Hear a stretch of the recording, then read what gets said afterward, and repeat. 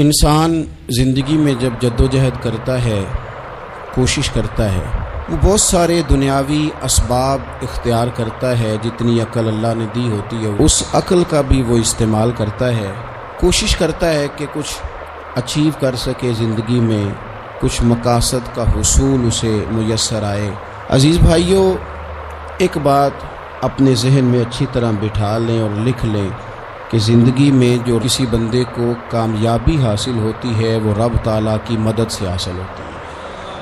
اگر رب تعالیٰ مددگار ہو تو پھر کوئی چیز بھی رستے میں رکاوٹ نہیں بنتی، اور اگر مالک کریم کو منظور نہ ہو تو انسان بہترین سیاستدان ہو، اچھا ایڈمنسٹریٹر ہو، اس کا ذہن بڑی وسعت رکھتا ہو، بڑی اچھی پلاننگ کرنا جانتا ہو، سارا کچھ ہو، تو بندہ ناکام ہو جاتا ہے۔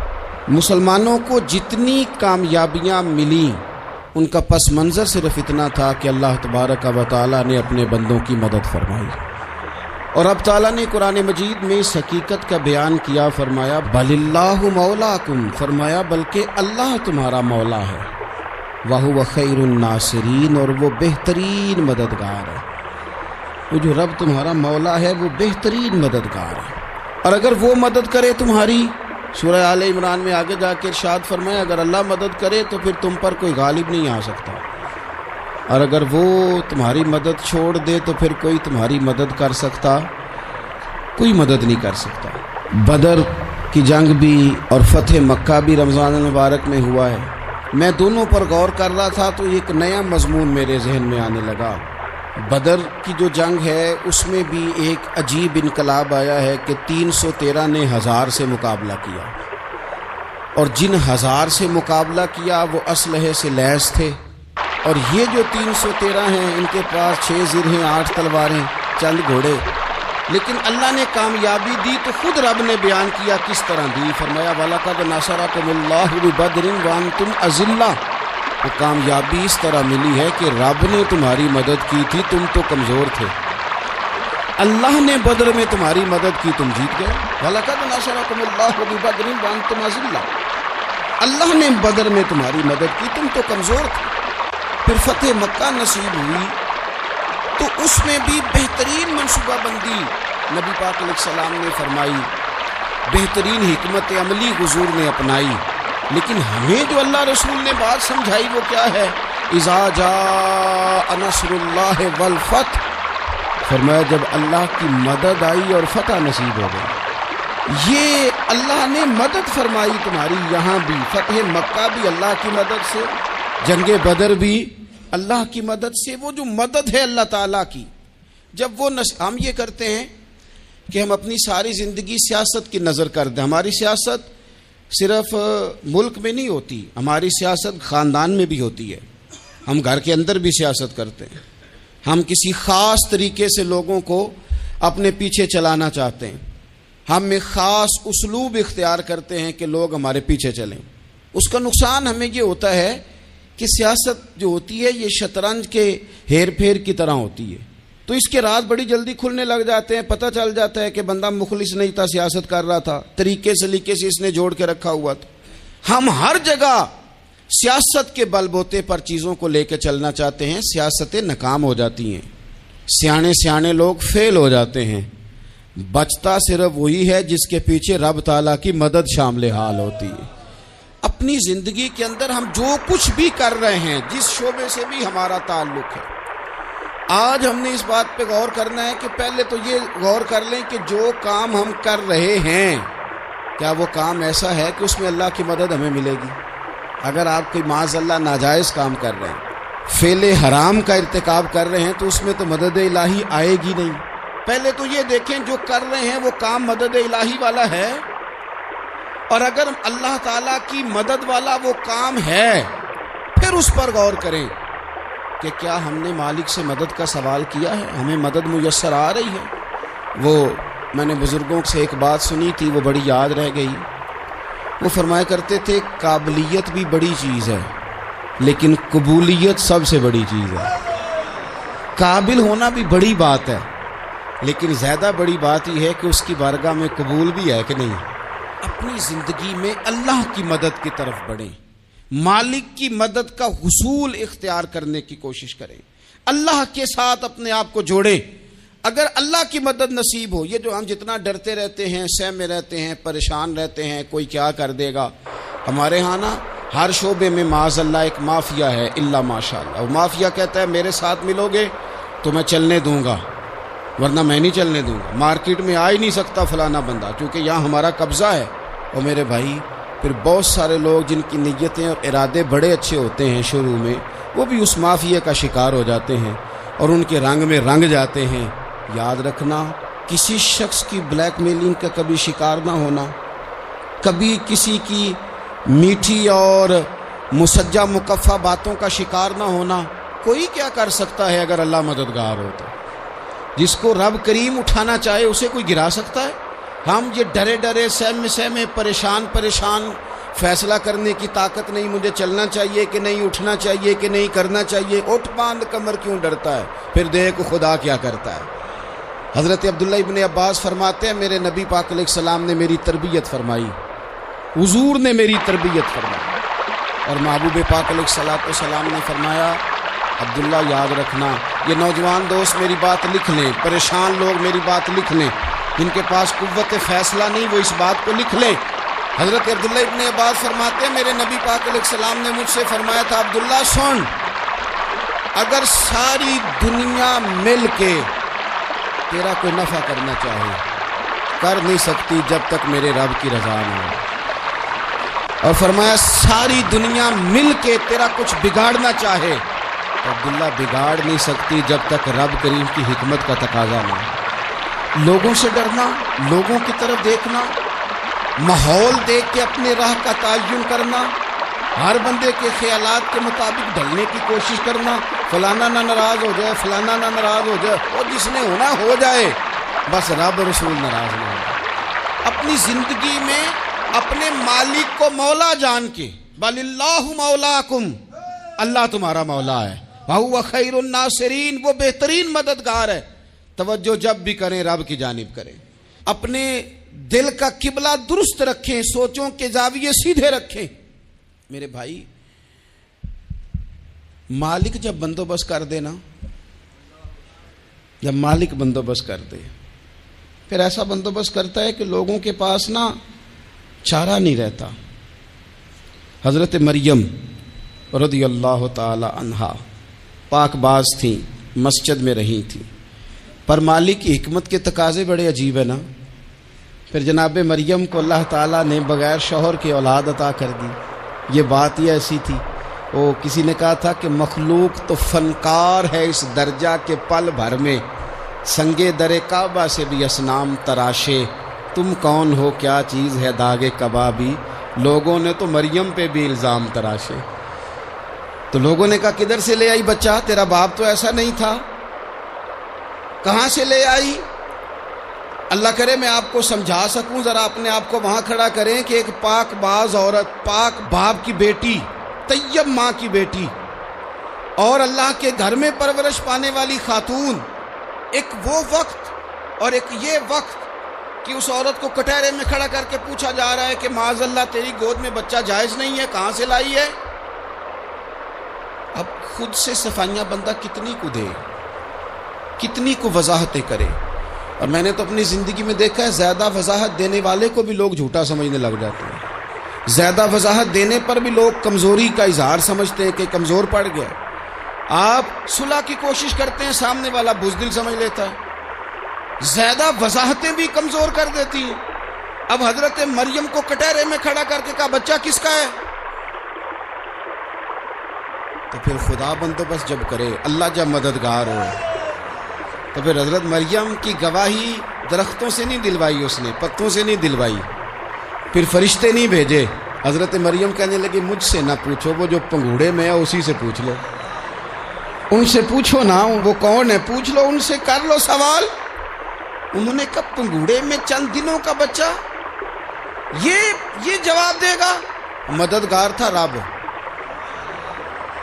ان کی برات کا اعلان کرنا تھا مالک نے، اور جب مالک اعلان کر دے، جب مالک تیری صفائی دینا چاہے، جب مالک تجھے دنیا کے سامنے نکھارنا چاہے، تو پنگھوڑے میں لیٹے حضرت عیسیٰ بول کے کہنے لگے انی عبداللہ آتانی الکتاب، فرمایا میں اللہ کا بندہ ہوں، رب نے مجھے کتاب عطا کر کے نبی بنا کے دنیا میں بھیجا ہے، میں اللہ کا بندہ ہوں، کتاب لے کے آیا ہوں، نبی بن کے آیا۔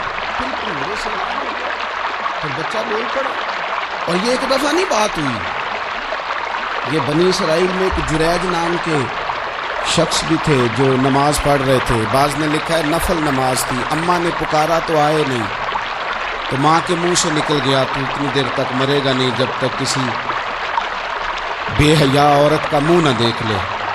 تو وہ عبادت گزار تھے، لیکن لوگوں نے ان کی عبادت، ریاضت، پرہیزگاری کو نہیں دیکھا، بس ایک عورت کو بھیج کے الزام لگوا دیا۔ وہ عورت آیا جایا کرتی تھی، اب آ جاتی ہیں عورتیں، مسئلہ پوچھنے کی نیت سے بھی آ جاتی ہیں۔ ماحول میں کچھ جگہ ایسی بھی ہیں جہاں عورتیں دم کرانے کے بہانے آ جاتی ہیں۔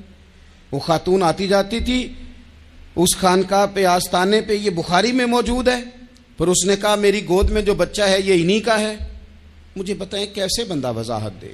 حالات خراب ہو گئے، لوگ کٹیا جلانے لگے، ماحول اور طرح کا بن گیا۔ میرے نبی پاک علیہ الصلوۃ والسلام فرماتے ہیں پھر اس رب کے بندے نے کہا مالک تو کریم ہے، تیری مشیت کا تقاضا آیا جو میری ماں نے جملے بولے تھے، پر اب میں وضاحت دینے کے قابل نہیں رہا، اب تو ہی کرم کرے گا تو دروازہ کھلے گا۔ تو وہ چند دنوں کا بچہ پنگوڑے میں بول کے کہنے لگا میں اس درویش کا نہیں، میں تو فلانے چرواہے کا بچہ ہوں، وہ جو بکریاں چراتا ہے۔ رب کی مدد کو پکاریں، اپنے ساتھ اپنے مالک کی مدد کو شامل کریں، تھوڑے رزق پر بھی گزارا اچھا ہونے لگ جائے گا۔ سارے لوگ آپ کو گرانے کی تدبیریں کر رہے ہوں گے اور مالک آپ کو عزتیں عطا فرما دے گا، اس کی بارگاہ سے حکمت کا تقاضا اور ہو جائے گا۔ ہم نے ساری زندگی لوگوں کو راضی کرنے میں گزار دی، ساری زندگی بڑھاپا آ گیا بچوں کو پالتے، اور بچوں نے آخری عمر میں کہہ دیا ابا اگر کوئی ڈھب کا کام کر لیتے تو آج ہمارے دن بھی پھر نہ جاتے۔ ساری زندگی گزار دی بہن بھائیوں کو راضی کرنے میں، ساری زندگی گزار دی ذمہ داریاں اٹھانے میں، ان کو 99 دفعہ دیا، ایک دفعہ نہیں دیا تو انہوں نے کہہ دیا تو نے تو کبھی دیا ہی نہیں، تو تھا ہی نہیں۔ ساری زندگی محلے داروں، علاقے والوں کو راضی کرنے میں گزار دی۔ اور میں نے ایسے لوگ بھی دیکھے دین کے لیے وقت گزارا، لیکن جب بڑھاپے میں دانت کام نہ کرتے تھے تو وقت کے مفتیوں کو بھی مسجدوں کی کمیٹیوں نے کہہ دیا اب آپ کی سمجھ نہیں آتی، ہم نے خطیب کو یور رکھنا ہے، نہ دیکھو دنیا کی طرف، دنیا رلا دیتی ہے، نہ راضی کرو بندوں کو، بندے تھکا دیتے ہیں، نہ پیچھے بھاگو ہر وقت دنیا داروں کے، یہ انسان کو کمزور کر دیتے ہیں۔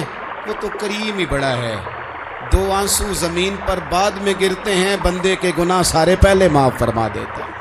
اللہ کی مدد کا حصول، اپنے مالک کی مدد کی طرف بڑھنا، آپ کو بدر کی جنگ بھی یہی درس دے گی، آپ کو احد کا میدان بھی یہی سبق دے گا، فتح مکہ بھی یہی سبق دے گا۔ میرے دوستو جب رب مدد فرمائے، جب اللہ مددگار بنے، دوستوں سے ایک بات اکثر کرتا ہوں، میں کہتا ہوں کہ جتنے درد سے آپ امیر کو اپنی کہانی سناتے ہیں نا، اور جس طرح آپ کے آنسو بات کرنے سے پہلے گر جاتے ہیں کہ غریب ہیں، بچیاں ہیں، کاروبار میں، او میرے سنگیو، اس سے آدھے آنسو اپنے رب کی بارگاہ میں بکھیرو، اس کے حضور عرض گزار ہو جاؤ، اس سے طلب کرو۔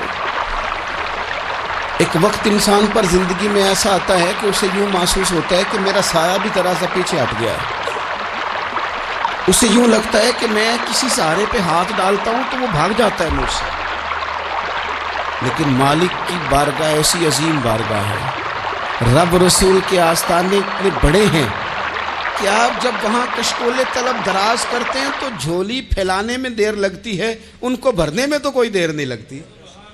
ہم نے اپنا سوچ کا قبلہ ہی دنیا کو بنا لیا ہے۔ یہ جو اللہ والوں کی مدد ہے یہ تو ہے نہیں، اللہ ہی کی مدد ہے، لیکن یہ جو سیٹھوں کی طرف توجہ کرنا، نوابوں کی طرف توجہ کرنا، دنیا داروں کی طرف توجہ کرنا، اور اپنا مزاج اس طرح کا بنا لینا، یارو گردن کو جھکا دیتا ہے خیرات کا پتھر، جہاں میں مانگنے والوں کے سر کبھی اونچے نہیں ہوتے۔ اور اقبال کہتے ہیں غیرت ہے بڑی چیز جہانے تگ و دو میں، پہناتی ہے یہ فقر کو تاج سردارا۔ میں عرض کروں گا کہ اپنی آپ جب توجہ کا قبلہ اللہ رسول کو بنائیں گے تو رب فرماتے ہیں وَيَرْزُقْهُ مِنْ حَيْثُ لَا يَحْتَسِبُ، میں نہ تجھے وہاں سے رزق دوں گا جہاں سے کبھی تیرا گمان بھی نہیں گیا ہوگا، یہاں سے بھی مل سکتا ہے، تو نے سوچا بھی نہیں ہوگا۔ بخاری شریف میں حدیث ہے، حضرت جابر ابن عبداللہ فرماتے ہیں نبی پاک صلی اللہ علیہ وسلم نے 300 لوگوں کا ایک لشکر روانہ کیا کسی مہم کے لیے، کسی جہاد کے لیے۔ حضرت ابو عبیدہ بن جراح رضی اللہ تعالیٰ عنہ امیر لشکر تھے۔ فرماتے ہیں غربت اتنی زیادہ تھی، بھوک اتنی زیادہ تھی کہ ایک ایک کھجور دن میں ایک وقت کھانے کو ملتی تھی، اور کچھ دن ایسے آئے کہ اب کھجور بھی نہیں مل رہی۔ فرماتے ہیں اتنی زیادہ بھوک لگی مجاہدین کو، 300 بندہ پتے کھا کے گزارا ہونے لگے۔ یہ بخاری میں موجود ہے۔ آپ فرماتے ہیں کہ دریا کے کنارے ہمارا پڑاؤ تھا، ٹھہراؤ تھا، جب بھوک سے نڈھال ہو گئے نا، وَيَرْزُقْهُ مِنْ حَيْثُ لَا يَحْتَسِبُ، اللہ وہاں سے روزی دیتا ہے، گمان بھی نہیں ہوتا۔ فرماتے ہیں ایک مچھلی اللہ تعالیٰ نے دریا کے کنارے بھیجی، فرماتے ہیں وہ تھی تو مچھلی پر پہاڑ جتنی تھی۔ بخاری میں لفظ ہیں، حضرت جابر ابن عبداللہ رضی اللہ تعالیٰ عنہ فرماتے ہیں 300 آدمی 18 دن تک اس مچھلی کو کھاتے رہے، مچھلی ختم ہی نہیں ہوئی۔ مچھلیاں نہیں، مچھلی کہتے ہیں 18 دن 300 بندہ کھاتا رہا، مچھلی ختم ہی نہیں ہوئی۔ اور فرماتے ہیں کہ اس کی ہڈی نکال کے، کانٹا کہیں گے آپ اپنی زبان میں، کہتے ہیں وہ نکال کے نا تو اس کو کھڑا کیا نا جب، تو اونٹ کجاوے سمیت اس کے بیچ سے گزر جاتا تھا، 2 اس کے کانٹے جوڑے۔ فرماتے ہیں وہ اس کا گوشت ہم کھاتے تھے اور اس کی چربی بطور تیل کے ہم جسموں پہ ملتے تھے، بیماروں کو اس سے سکون آتا تھا، تندرستی شفا ہوتی تھی۔ فرماتے ہیں ہم کھایا بھی ہم نے، اور کچھ لے کے ہم مدینے بھی گئے، اور قربان جائیں نبی پاک نے بھی اس میں سے کھایا۔ ہم نے عرض کی حضور یہ معمہ کیا ہے، یہ ماجرا کیا ہے؟ تو محبوب نے فرمایا تمہارے پاس غذا نہیں تھی، رب نے تمہارے لیے بندوبست کیا ہے، اللہ نے تمہیں دیا ہے۔ مکان شروع کر لیا، ایک صاحب نے وہ مکان بنانے لگے، آپ وہ حساب لگا رہے ہیں، کہتے ہیں میرے پاس اتنے پیسے ہیں، اتنے میں نے فلانے دوست سے کہنا ہے اس نے دے دینے، اتنے فلانے رشتہ دار سے کہنا ہے اس نے دے دینے، اتنے فلانے سے کہنا ہے اس نے دے دینے۔ یہ ساری کاپی بنا کے مکان شروع کر لیا۔ جو روز کہتا تھا نا کوئی حکم ہوا تو دسی، سب سے پہلے اس کو کہا میاں پیسے چاہیے، وہ کہندا ہو کل ہی منڈا ٹوریا، کدے تو پرسوں دس دا تے لب جانے سی۔ میں آپ کو اپنے تجربے کی بات بتا رہا ہوں۔ جن لوگوں کا خیال ہوتا ہے نا کہ آپ سٹارٹ کریں فلانا کام، ہم آپ کے ساتھ ہیں، اللہ کا ہی کوئی نظام ہے، وہ بالکل بھی نہیں ساتھ ہوتے۔ لیکن ایسا نہیں ہے کہ کوئی ساتھ نہیں ہوتا، اللہ تعالیٰ بڑے اسباب پیدا کرتا ہے، وہاں سے دیتا ہے جہاں سے گمان بھی۔ ہمارا یہ ذہن بن جاتا ہے ہم ساری اپنے حساب سے چلتے ہیں، اتنے رشتہ داروں سے، اتنے، کون آپ کے ساتھ چلے گا؟ سوال ہی نہیں پیدا ہوتا۔ یہ سارے کام چھوڑ کے سب سے پہلے 2 رکعتیں پڑھو، اپنے رب کی بارگاہ میں، رسول کائنات کی بارگاہ میں گزارشات اور استغاثے پیش کرو، وہاں سے خیر طلب کرو۔ دنیا دار کیا دیں گے، کیا دے سکتے ہیں، کیا حیثیت ہوتی ہے کسی؟ اللہ کہتا ہے وہاں سے دوں گا۔ تو جو اللہ مال دے وہ لینا چاہیے کہ رشتہ داروں کا مال دیکھنا چاہیے؟ جو اللہ دے وہ لینا چاہیے کہ سیٹھوں نوابوں کی جیبیں دیکھنی چاہیے؟ جو اللہ دے وہ قبول کرنا چاہیے یا دیکھنا چاہیے کون سا آدمی کہاں پہنچ گیا؟ چھوڑو، اپنی مٹی پہ چلنے کا سلیقہ سیکھو۔ کسی کے سنگ مرمر پہ چلو گے تو پھسل جاؤ گے، پھسل جاؤ۔ اس پر ایک اور بات عرض کر دوں، صحیح بخاری سے، مسلم سے ایک اور بات۔ کچھ چیزیں ایسی ہیں جن سے اللہ کی مدد آتی ہے، مدد ملتی ہے۔ ایک چیز ان میں سے ایسی ہے جس سے بہت مدد نازل ہوتی ہے، وہ ہے کہ جب رب آپ کو دے نا تو پھر آپ بھی اس کے رستے میں دیں، پھر مدد آتی ہے، پھر اور آتا ہے۔ بخاری مسلم میں حدیث ہے، یہ زیادہ ہی توجہ طلب امر ہے، اس پر آپ غور کریں گے۔ حضرت ابو ہریرہ فرماتے ہیں کہ نبی پاک علیہ السلام نے فرمایا ایک شخص نے بادلوں کے اندر سے آواز سنی کہ فلاں آدمی کا کھیت اور باغ خشک ہو گیا ہے، وہاں برسو اور اس کے کھیت کو سیراب کرو۔ وہ بڑا حیران ہوا کہ بادل سے آواز آ رہی۔ پھر اس نے دیکھا کہ ایک پہاڑی پر بارش ہوئی، وہ بادل وہاں برسا، پھر نالیوں سے ہوتا ہوا پانی ایک طرف چلا تو جس نے آواز سنی تھی حضور بیان کر رہے ہیں، وہ بھی پیچھے پیچھے چلا کہ پانی کدھر جا رہا ہے۔ اس نے جا کے دیکھا کہ ایک مقام پہ ایک باغ کو وہ پانی لگ رہا ہے اور ایک آدمی وہ پانی لگا رہا ہے۔ اس نے اس سے پوچھا تیرا نام کیا ہے؟ اس نے کہا کیوں؟ کہنے لگا بتا نا۔ اس نے نام بتایا تو کہنے لگا یہی تو وہ نام ہے جو میں نے بادلوں کے اندر سے سنا ہے کہ فلاں کے کھیت کو پانی دے دو۔ اس نے کہا یار تو کیا عمل کرتا ہے کہ اسپیشل تیرے لیے بارش برسے؟ یہ بخاری پڑھ رہا ہوں، سیاستہ سے حدیث عرض کر رہا ہوں۔ اس سے پوچھا تو کیا کام کرتا ہے کہ جناب اللہ تبارک و تعالیٰ کا حکم کرم آیا کہ خاص تیرے لیے پانی برسے اور تیرے کھیت کو سیراب کرے؟ تو اس نے کہا چھوٹا ذمہ دار ہوں، پر جب فصل اگتی ہے تو 3 حصے کرتا ہوں۔ ایک حصہ اپنے بال بچوں پہ، بہن بھائیوں پہ خرچ کرتا ہوں، ایک حصہ پورا، اور ایک حصہ دوبارہ کاشتکاری پہ لگاتا ہوں، اور تیسرا حصہ خالص میں نے مسکینوں، یتیموں اور غریبوں کے لیے رکھا ہوا ہے۔ وہ جو تیسرا حصہ اللہ کرے آپ سمجھیں، وہ رب کے بندوں پہ تیسرا حصہ خرچ کرتا ہے نا، تو کریم مالک نے فرمایا جہاں سے غریب کا حصہ جاتا ہے وہ کھیت خشک نہیں رہنا چاہیے، وہ جہاں سے مسکین روٹی کھاتے ہیں وہ خشک نہ رہے، جہاں سے یتیموں کو کچھ آتا ہے کہیں اس کی فصل رہ نہ جائے۔ میں اور آپ بھی اگر اپنے مال میں مسکینوں، یتیموں، غریبوں کے حصے رکھ لیں گے تو فصلیں خشک نہیں رہیں گی، ان کے اندر تازگی آئے گی، نور آئے گا، کرم آئے گا، خاص کر خدا کی رحمت برسے گی۔ مدد اللہ سے چاہیں، اپنی توجہات کا مرکز رب رسول کی ذات کو بنائیں، پھر آپ محسوس کریں گے کہ بڑی جلدی اللہ تعالیٰ کی مدد آنے لگی ہے۔ کبھی آپ صرف کہہ دیں نا میرا رب میرے ساتھ ہے، اس لفظ میں اتنی طاقت ہے کہ دشمن ویسے زہر ہو جاتا ہے۔ زندگی میں کسی سے بھی لڑائی ہو، اچھی طرح سوچ لیں کہ اللہ اس طرف ہے یا اس طرف ہے۔ اگر آپ زیادتی پہ ہیں تو پھر رب مظلوم کی جانب ہے۔